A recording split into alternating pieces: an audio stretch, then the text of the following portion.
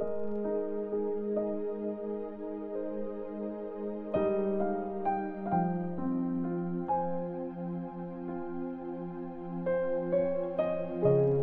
Timothy chapter 3. Mga huling araw. Tandaan nyo na sa mga huling araw, dadating ang time ng sobrang paghihirap. Magiging selfish ang mga tao at mukhang pera. Magiging mayabang sila, mapagmataas, bastos magsalita, hindi sumusunod sa magulang, walang utang na loob, at walang pakialam sa Diyos. Magiging malupit sila, walang awa, naninira ng reputasyon ng iba, walang kontrol sa sarili, marahas at ayaw sa mabuti. Magiging traidor sila, padalos-dalos at sobrang yabang. Imbes na mahalin ang Diyos, mamahalin nila ang gusto ng katawan nila. Kunyari, religious sila, pero hindi makikita sa buhay nila ang pagiging makadiyos.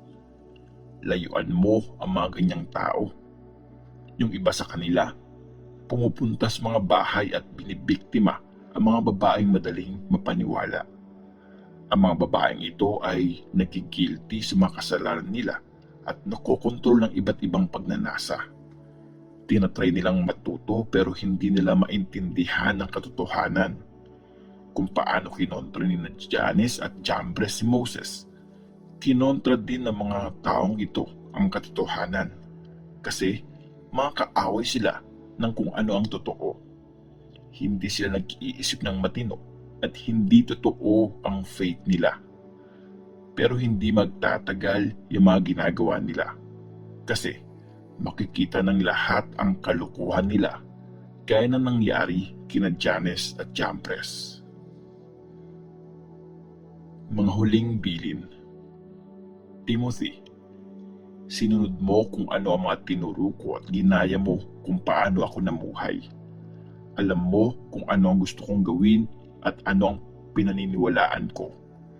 Nakita mo kung paano ako nagpasensya at nagmahal. At alam mo rin kung paano ako naging matatag. Nakita mo kung paano ako pinahirapan at paano ako nagdusa sa Antioch, Iconium at Lystra. Grabing hirap ang tiniis ko, pero niligtas ako ng Panginoon sa lahat ng iyon. Sa totoo lang, papahirapan ang lahat ng gustong mamuhay ng matuwid dahil sumusunod siya kay Christ Jesus. Pero yung mamasamang tao at mapagpanggap, mas lalala pa.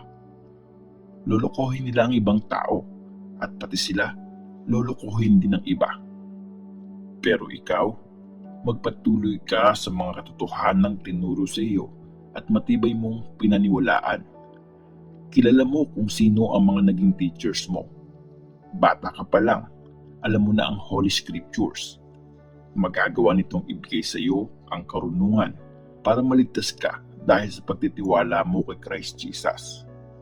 Ang lahat naman nakasulat sa Scripture ay galing sa hininga ng Diyos at nagagamit sa pagtuturo ng katotohanan, pagsasaway sa mali, pagtatama ng likong gawain, at pagbibigay ng guide para sa tamang pamumuhay, para ang bawat nagsaserve sa Diyos ay maging qualified at ready na gumawa ng lahat ng klase ng mabuting gawain.